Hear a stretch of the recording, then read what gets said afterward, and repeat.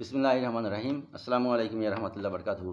আশা করি সকলে কুশলে আছেন। আজকে যে বিষয়টি নিয়ে কথা বলবো সেটা হলো বদারসাম ডিজিজ অ্যাজমা বা হাঁপানি। আজকাল ঘরে ঘরে দেখবেন ছোট বাচ্চারা, বড় বাচ্চারা সবাই, বড় মানুষ সবাই হাঁপানিতে সাফার করছেন।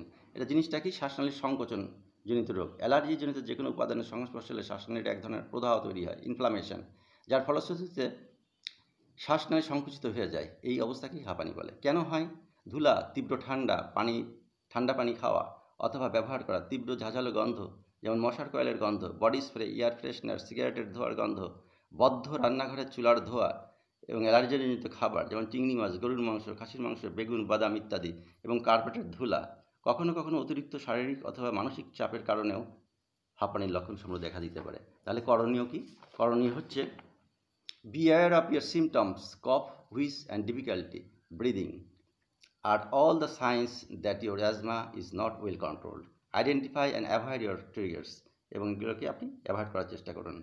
Long term asthma control medications generally taken daily are the cornerstone of asthma treatment.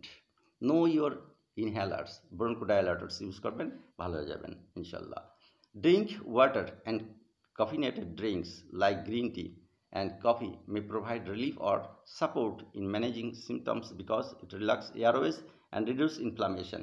আশা করি সকলে বুঝতে পেরেছেন। আসসালামু আলাইকুম ওয়া রাহমাতুল্লাহি ওয়া বারাকাতুহু।